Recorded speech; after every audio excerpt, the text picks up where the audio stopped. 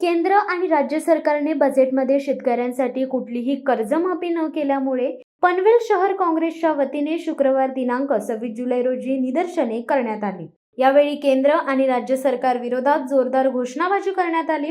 त्यानंतर प्रांत कार्यालयामध्ये नायब तहसीलदार सुनील जाधव यांना निवेदन देण्यात आले।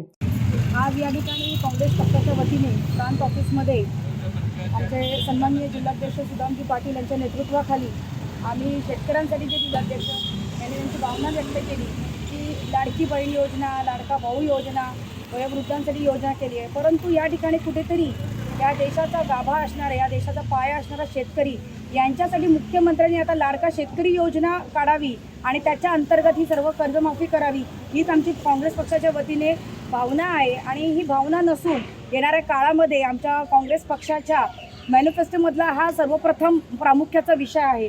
आणि याची जर खऱ्या अर्थाने मंत्री जर म्हणत असतील मी जनसामान्याचा नेता आहे, मी तळागाळातला नेता आहे, मी शेतकरी आहे, तर माझी या आपल्या माध्यमातून मुख्यमंत्री साहेबांना विनंती आहे की तुम्ही खऱ्या अर्थाने शेतकरी असाल आणि तुम्ही खऱ्या अर्थाने शेतीसाठी खरं तर काहीतरी प्राधान्याने करू पाहता, तर आता जाता जाता एवढंच करा की या शेतकऱ्यांसाठी तुम्ही लाडका शेतकरी योजना काढा आणि ह्या सर्व शेतकऱ्यांची कर्जमाफी करा, हीच आपल्या माध्यमातून मी विनंती करते। जय हिंद, जय महाराष्ट्र। जय जवान जय किसान हा नारा आमचे देशाचे पूर्व पंतप्रधान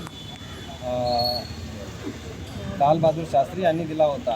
परंतु आज जय जवान करत असताना जय किसान जवानांची हालतसुद्धा सीमेवर तशीच आहे जी आज शेतकऱ्यांची या देशामध्ये झालेली आहे। जवानांचं बजेट, डिफेन्सचा बजेट आज कमी झालेला आहे। त्याचबरोबर आज शेतकऱ्यांना जो शेतकरी आपल्या संपूर्ण देशाला अन्नधान्य पुरवतो, जो देशातील नागरिकांचा अन्नदाता आहे, अशा शेतकऱ्यावर आज दुर्लक्ष केंद्र सरकारसुद्धा करत आहे आणि महाराष्ट्रातलं सरकारसुद्धा करत आहे। आमच्या अध्यक्षांनी ज्या पद्धतीने सांगा लाडकी बहीण, लाडका भाऊ, लाडके आजोबा या योजना ठीक आहेत, आज राज्यामध्ये तुम्ही येऊ घातलेल्या निवडणुका लक्षात घेता अंमलात आणलेल्या आहेत, परंतु कुठेतरी शेतकऱ्याकडे सुद्धा दुर्लक्ष होत आहे। आपल्याला ठाऊकच असेल ज्या वेळेस महाविकास आघाडीचं सरकार ह्या राज्यामध्ये 2019ला निर्माण झालं त्यावेळेस सरसकट 2 लाख रुपये कर्जमाफी ही महाविकास आघाडी सरकारने केली होती। आणि त्याच धर्तीवर कालच आमचे महाराष्ट्राचे अध्यक्ष नाना पटोले साहेब यांनी सांगितलं जेव्हा 2024च्या या निवडणुकीमध्ये विधानसभेच्या निवडणुकीमध्ये महाविकास आघाडीचं सरकार येईल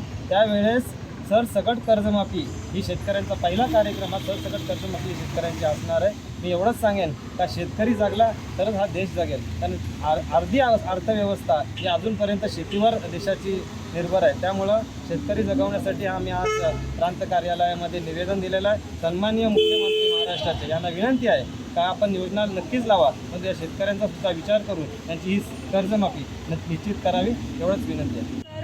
शेतकऱ्यांची बिकट परिस्थिती आहे, कधी कोणाला कर्ज मिळत नाही, कधी तर कर्जानी अनेक शेतकऱ्यांची आत्महत्या देखील होते।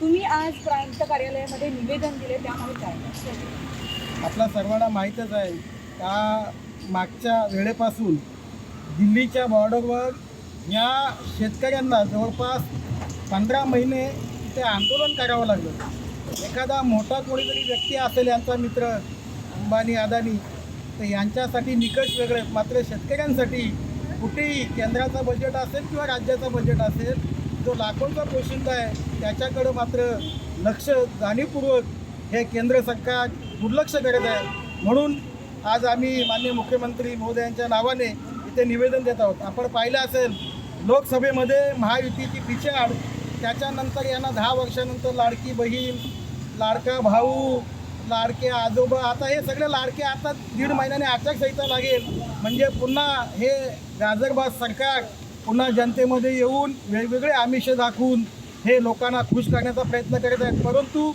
जो शेतकरी लाखोंचा पोशिंदा आहे तो या सगळ्यापासून वंचित आहे। आपण पाहिलं असेल तर आकडेवारी, तर लाखोच्या संख्येने शेतकऱ्यांच्या या देशामध्ये आत्महत्या झालेल्या आहेत। काँग्रेसचं सरकार ज्या तेलंगणामध्ये आहे त्या तेलंगणा राज्यामध्ये 31,000 शेतकऱ्यांचं कर्जमाफ, 31,000 कोटीची कर्जमाफी या काँग्रेस सरकारने केलेली आहे।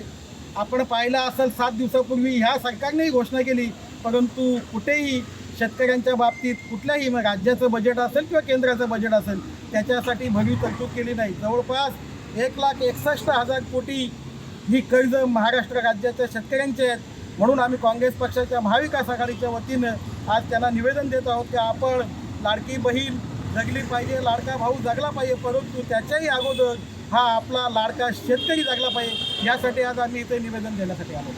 या आंदोलनात काँग्रेसचे पनवेल जिल्हाध्यक्ष सुदाम पाटील, काँग्रेसच्या महिला अध्यक्षा श्रुती म्हात्रे, युवक अध्यक्ष हेमराज म्हात्रे, माजी नगरसेविका निर्मला म्हात्रे, ज्येष्ठ नेते मल्लीनाथ गायकवाड यांचा समावेश होता. शिवसत्ता टाइम्ससाठी दत्ता मोकल, पनवेल. दे धडक बेधडक वृत्त देणाऱ्या आपल्या शिवसत्ता टाइम्स न्यूज चॅनलला लाल बटन दाबून सबस्क्राईब करा आणि बेल आयकॉनला क्लिक करायला विसरू नका.